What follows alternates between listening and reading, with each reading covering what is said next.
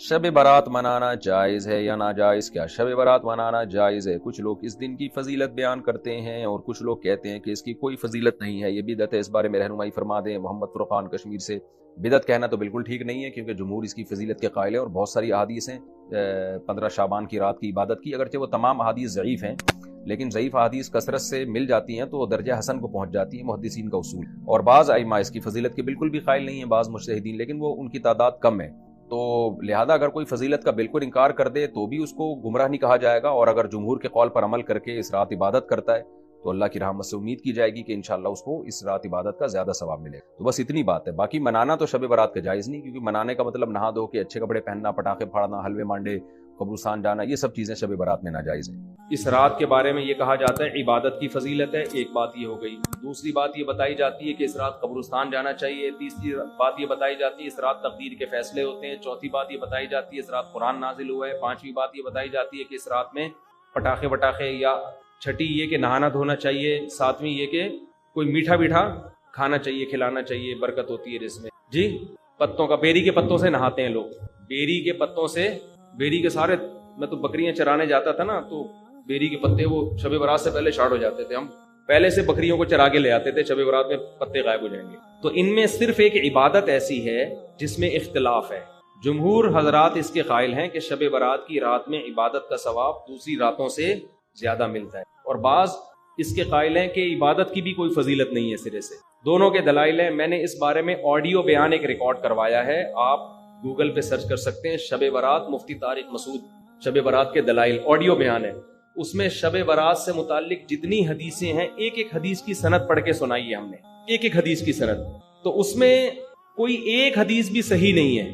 ہاں یہ ضرور ہے کہ شب برات کی رات کی عبادت پہ کئی ضعیف حدیثیں ہیں، تو اس لیے محدثین کا اصول ہے کہ جب بہت ساری ضعیف حدیثیں جمع ہوتی ہیں تو درجہ حسن تک پہنچ جاتی، اس لیے جمہور اس کے قائل ہیں کہ اس رات عبادت کرنی چاہیے، دوسری راتوں سے اس رات عبادت کا ثواب زیادہ ہے۔ تو کرنے کا کام صرف اور صرف اور صرف عبادت ہے، بس۔ قبرستان کے بارے میں حدیث صحیح نہیں ہے، اگر فرض کر لو ہے صحیح، تو پوری زندگی نبی ایک بار قبرستان گئے ہیں اور آپ ہر سال جاتے ہو، پھر نبی اکیلے گئے ہیں چپکے سے رات کے اندھیرے میں، آپ جتھے بنا کے جاتے ہو، اور اندھیرے نہیں، وہاں لائٹنگ ہوتی ہے، تو یہ سنت تھوڑی ہے، تو خلاف سنت ہو گیا نا۔ پھر صحابہ میں سے کسی سے بھی ثابت نہیں ہے کہ زندگی میں اس رات میں ایک بار بھی قبرستان گئے ہوں، ایک بار بھی قبرستان گئے ہوں، تو یہ ایک ایسی سنت ہے جس پر صحابہ نے عمل نہیں کیا۔ نہانا دھونا کسی حدیث سے ثابت نہیں ہے، حلوے مانڈے، پٹاخے کسی حدیث سے ثابت نہیں ہے۔ قرآن میں صاف طور پر ہے انا انزلناہ فی لیلۃ القدر، ہم نے قرآن نازل کیا ہے کس میں؟ لیلۃ القدر میں، رمضان کی آخری عشرے میں۔ فیہا یفرق کل امر حکیم، سارے تقدیر کے سال بھر کے فیصلے اس شب قدر میں ہوتے ہیں۔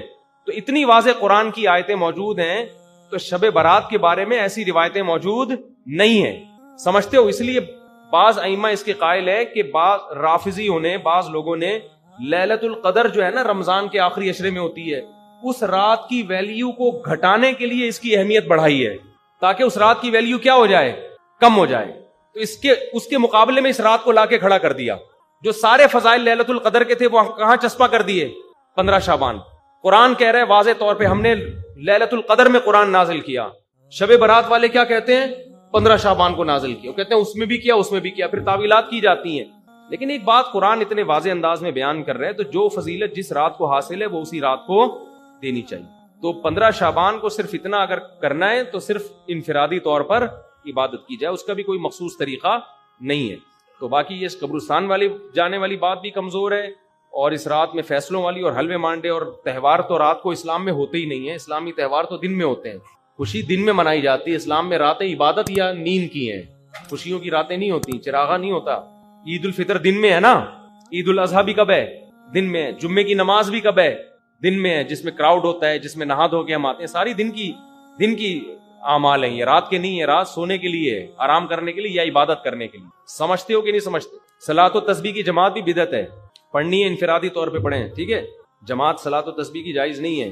تو یہ اور پتہ نہیں کیا کیا لوگ کر رہے ہیں شب برات میں، انٹرٹینمنٹ کا ذریعہ بنایا ہے، ایک تفریح۔ 15 شعبان کی جو رات ہے اور 15 شعبان کا روزہ، اس کے حوالے سے بہت زیادہ لوگ سوال پوچھ رہے ہیں، تو میں نے ارادہ کیا میں ایک کلپ ریکارڈ کروا دوں، اس میں جو بھی میری ٹوٹی پھوٹی تحقیق ہے جو میں نے احادیث دیکھی اس بارے میں اور جو علماء کے اقوال دیکھے اور جتنا میں اس کی ریسرچ کر سکا ہوں اس کا ایک خلاصہ آپ کے سامنے رکھ دوں. اگر میں وہ تمام احادیث آپ کو پڑھ کے سناؤں، پھر ایک ایک کی سند پڑھوں، پھر ایک ایک کی سند پہ بحث کروں، تو وہ بات بہت ہو جائے گی لمبی اور کلپ بہت طویل ہو جائے گا. تو ایک خلاصے کے طور پر پوری جو ایک تحقیق ہے وہ میں آپ کے سامنے رکھنا چاہتا ہوں. تو 15 شعبان کی جو رات ہے جس کو شب برات کہا جاتا ہے، اس کا نام شب برات کسی بھی حدیث سے ثابت نہیں ہے، اس لیے عرب اس کو اکثر لیلۃ النصف من شعبان کہتے ہیں کہ شعبان کے جو نصف ہے اس کی رات. خیر، اس کا نام شب برات ہو، اگر اس وجہ سے برات کے اس میں اللہ تعالیٰ کہا جاتا ہے کہ جہنم سے بری کر دیتے ہیں، تو اس وجہ سے کسی نے نام دے دیا ہو تو ایک الگ بات ہے. لیکن اس رات میں ہوتا کیا کیا ہے، لوگ کیا کیا کر رہے ہیں، اس کی کیا شرعی حیثیت ہے، تو میں نمبر وار انشاءاللہ اس کو تفصیل سے بیان کروں گا. کچھ چیزیں تو ایسی ہیں جو بالکل ہی غیر ثابت ہیں.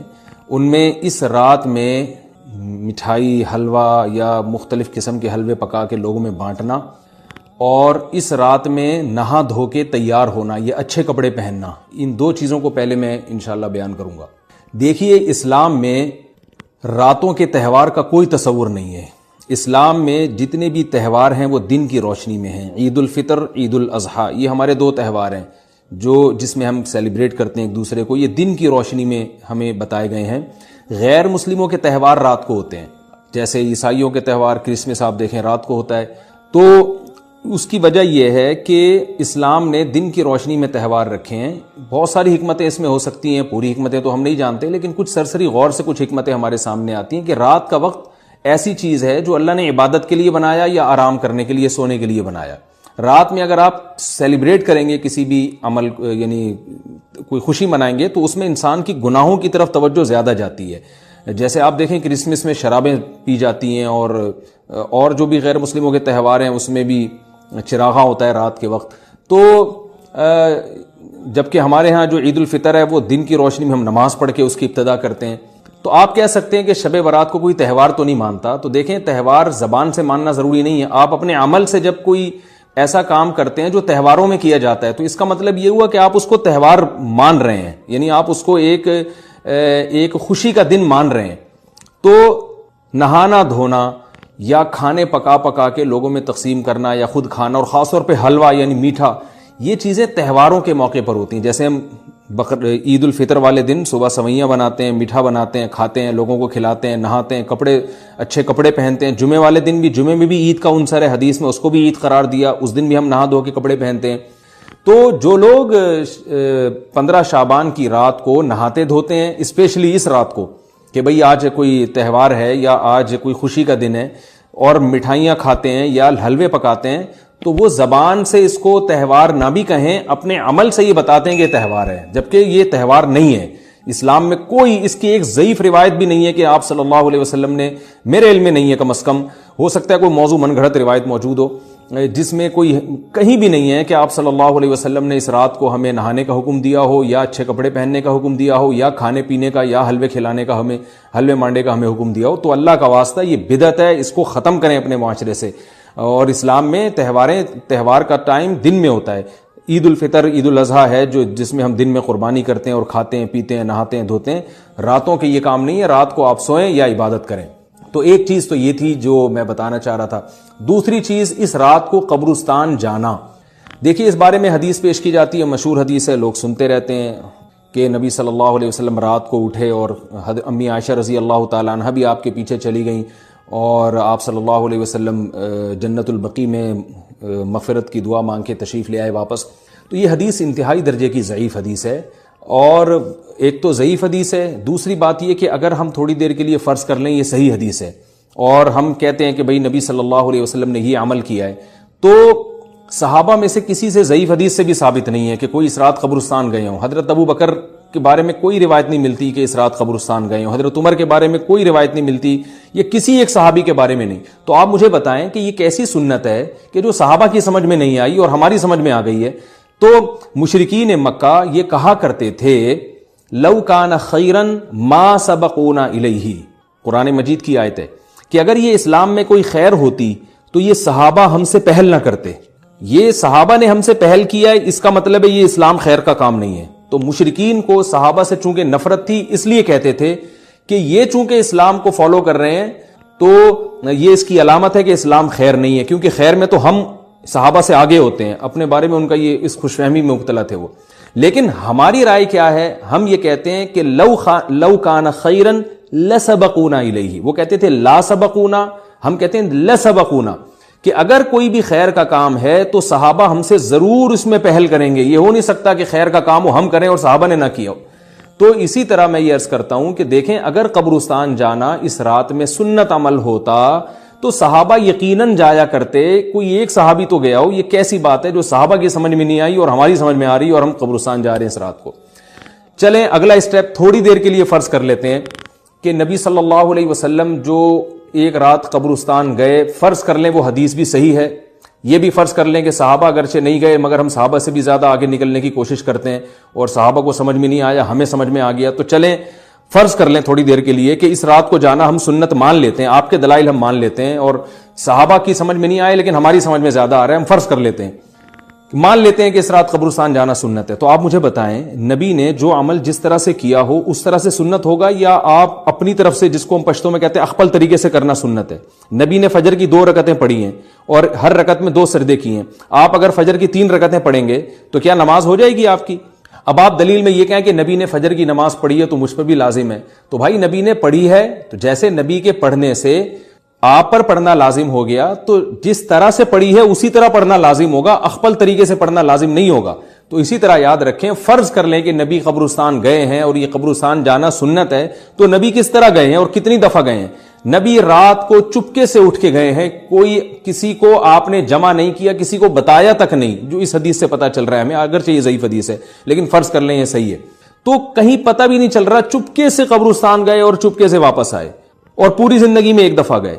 جبکہ ہمارے ہاں ہر سال قبرستان میں لوگ جا رہے ہیں، جب بھی شب برات آتی ہے لوگ قبرستان جاتے ہیں ہر سال. نبی ایک دفعہ گئے اور آپ ہر سال جا رہے ہیں. نمبر 2، جاتے جتھوں کی شکل میں، نبی تو چپکے سے گئے ہیں.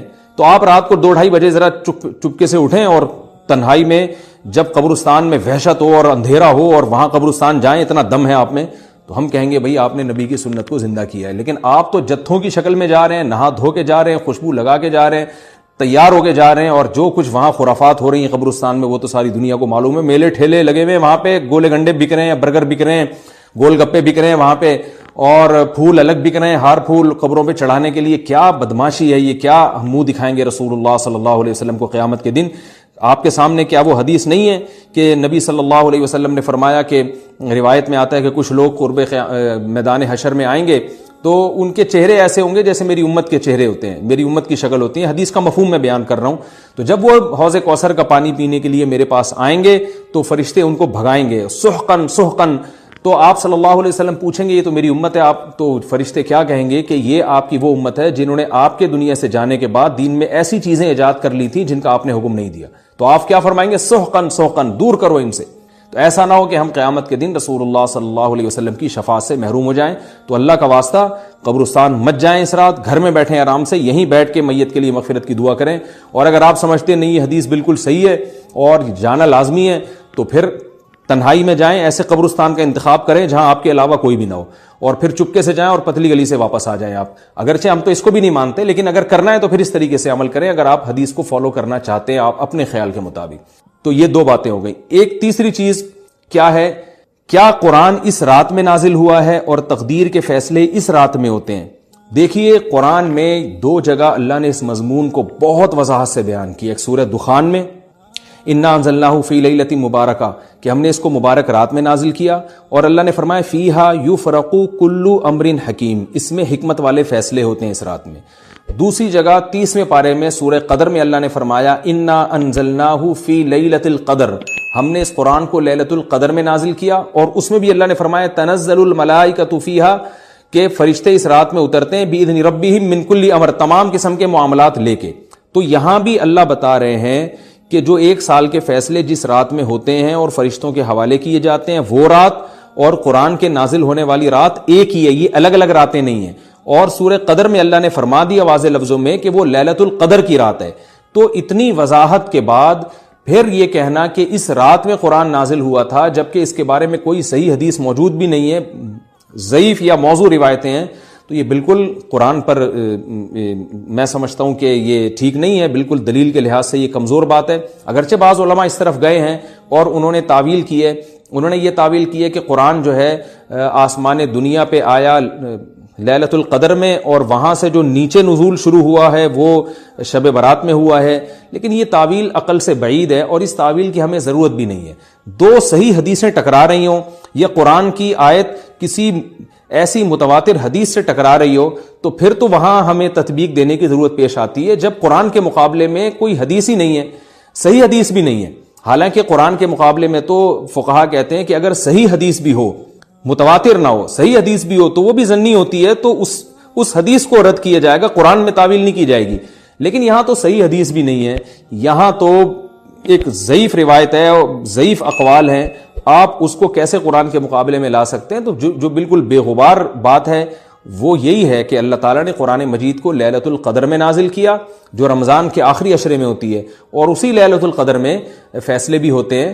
اور بعض لوگ کہتے ہیں اس میں حرج کیا ہے کہ ہم 15 شعبان کو بھی فرض کر لیں، اس میں قرآن نازل ہوا اور لیلۃ القدر میں بھی، بھائی اس سے لیلۃ القدر کی ویلیو کم ہوتی ہے۔ اللہ تو لیلۃ القدر کی ویلیو بڑھا رہے ہیں کہ یہ ایسی رات ہے جس میں 1 سال کے فیصلے بھی کر دیے جاتے ہیں اور اس میں قرآن مجید کا نزول بھی شروع ہوا۔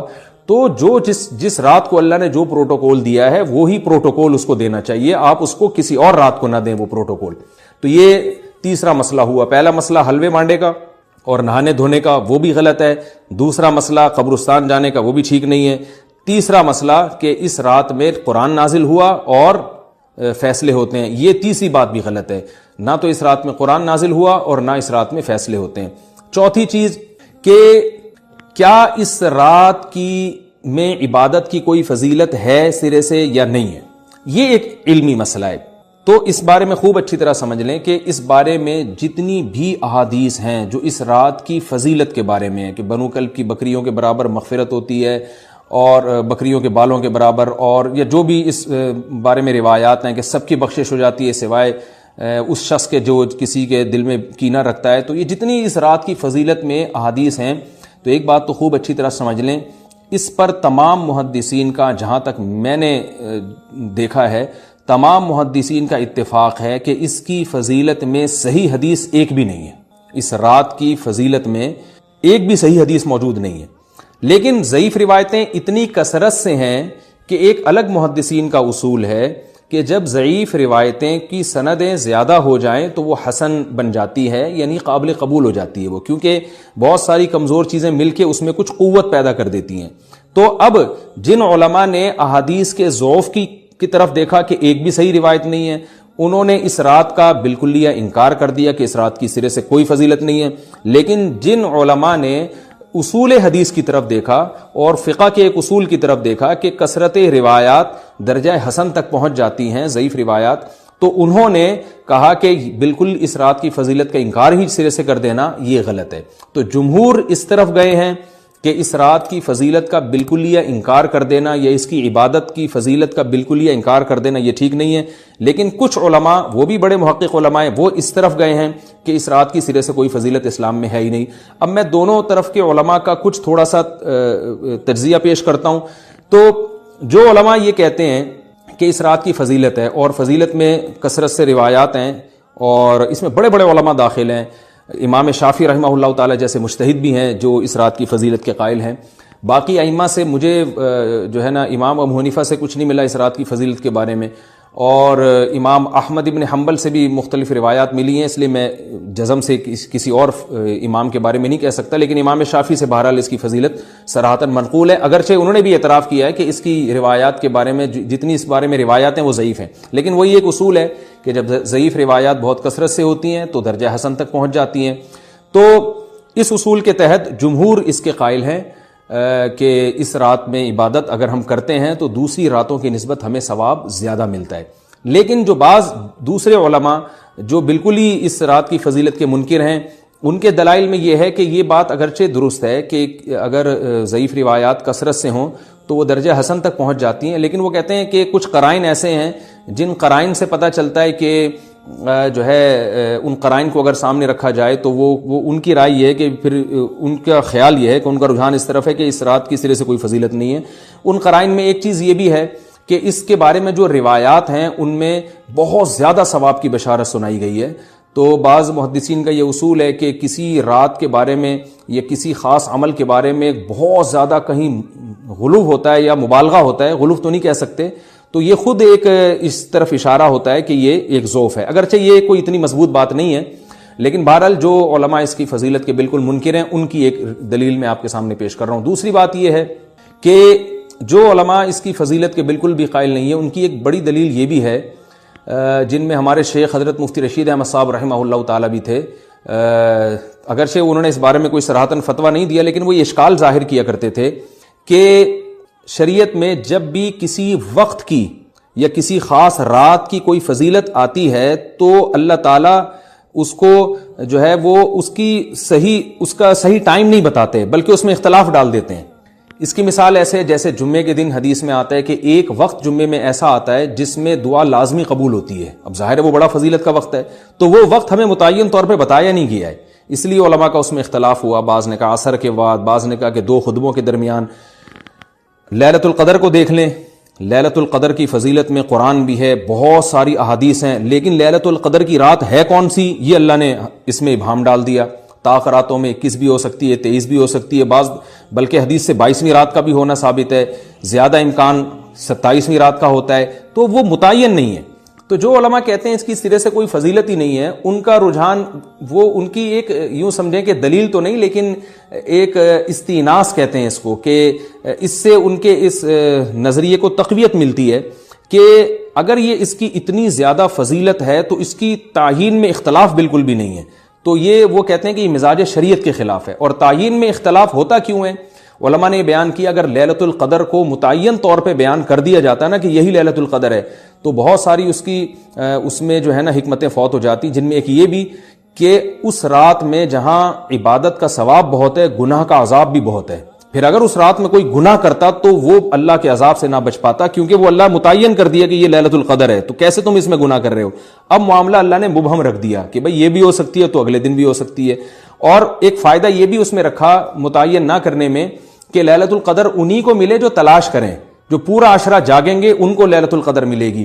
اگر اللہ اسپیسیفک دن بتا دیتا کہ 21ویں ہے، 23ویں ہے یا 25ویں ہے یا 22ویں ہے تو بہت سارے لوگوں کو لیلۃ القدر مل جاتی، تو اللہ نے جو مبہم رکھا ہے نا تو ایک رات کی فضیلت اللہ نے بڑھا دی مگر اس کی تعیین میں ابہام پیدا کر دیا تاکہ جو پورا عشرہ جاگے گا اسی کو لیلۃ القدر ملے گی، اس کے علاوہ ہر آدمی کو نہ ملے۔ وہ ایک اللہ کی ایک حکمت ہو سکتی ہے اس میں۔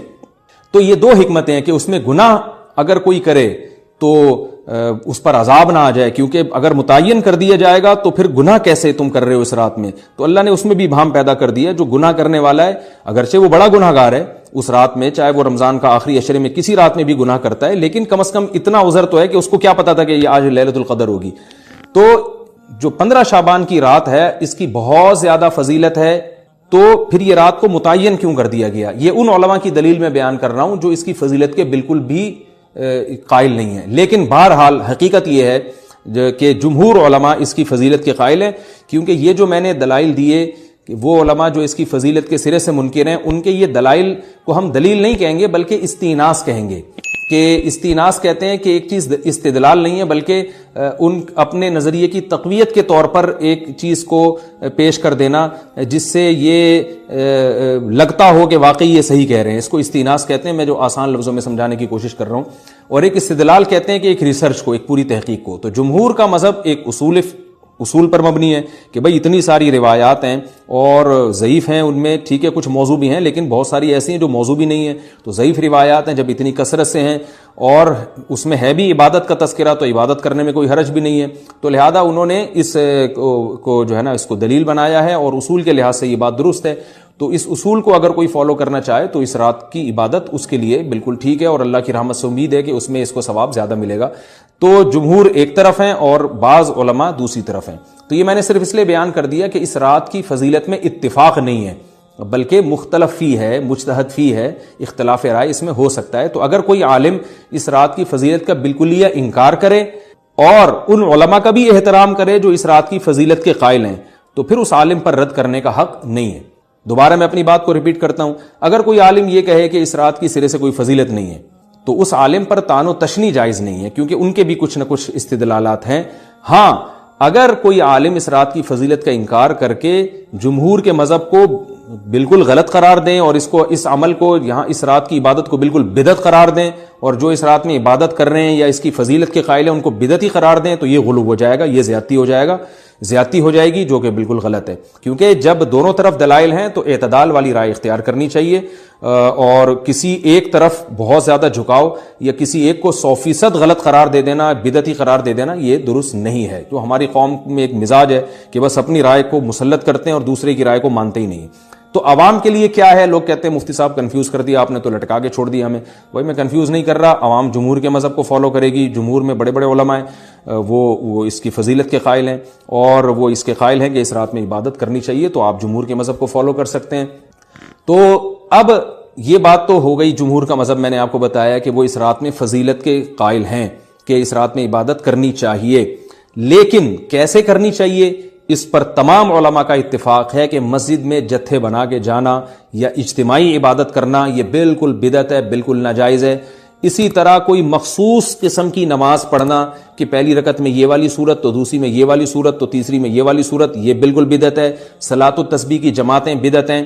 تو ایک ہی راستہ ہے آپ کے پاس، آپ عبادت کرنا چاہتے ہیں تو انفرادی طور پر ایسے عبادت کریں جیسے عام دنوں میں آپ عبادت کرتے ہیں، یہ ویسے ہی نماز پڑھیں جیسے عام دنوں میں نماز پڑھتے ہیں۔ کوئی مخصوص صورتیں، مخصوص رکعتیں نہیں ہیں، جتنی اللہ توفیق دے تنہائی میں آپ 2 رکعتیں، تہجد کی 4 رکعتیں، 6 رکعتیں، 8 رکعتیں، 16 رکعتیں، جتنی اللہ توفیق دے آپ رات کو کھڑے ہو کر انفرادی نماز پڑھیں، دعائیں مانگیں اللہ تعالیٰ سے، قرآن کی تلاوت کریں، تسبیحات کریں، جتھے نہ بنائیں مسجد میں، چراغاں نہ کریں، بتیاں نہ لگائیں، قبرستانوں پہ رش نہ کریں، یہ سب ناجائز اور سب حرام ہے، گناہ ہے، اس کا اسلام میں کوئی تصور نہیں۔ کرنا ہے تو صرف ایک کام آپ کر سکتے ہیں کہ صرف عبادت کریں، اور اللہ کی رحمت سے امید کی جا سکتی ہے کہ اللہ تعالیٰ اس رات میں آپ کو عبادت کا دوسری راتوں کی نسبت ثواب عطا فرمائے گا۔ کیونکہ آپ اگر جمہور علماء کو فالو کر رہے ہیں تو ہمیں یعنی جن کے پاس علم نہیں ہے تو ان کو علماء ہی کو فالو کرنے کا اللہ نے حکم دیا ہے، تو آپ جمہور علماء کی رائے پر عمل کرتے ہوئے اگر عبادت کرنا چاہیں تو اللہ کی رحمت سے امید ہے کہ انشاءاللہ آپ کو ثواب ملے گا۔ لیکن عبادت کا کوئی مخصوص طریقہ ہرگز نہیں ہے۔ پمفلیٹ بٹ رہے ہوتے ہیں کہ یہ والی صورت پڑھنے سے یہ ہو جائے گا تو یہ والی صورت پڑھنے سے یہ ہو جائے گا، یہ بالکل غلط ہے۔ تو انفرادی عبادت ہوگی اور ایسے ہی عبادت کا طریقہ ہوگا جیسے پورے سال ہوتا ہے، نماز اسی طرح پڑھی جائے گی جیسے پورے سال پڑھی جاتی ہے، دعائیں مانگی جائیں گی، اپنے طور پر اجتماعی سطح پہ کوئی عمل نہ کیا جائے۔ اللہ تعالیٰ سے دعا ہے کہ اللہ تعالیٰ ہمیں سمجھنے کی، عمل کرنے کی توفیق عطا فرمائے۔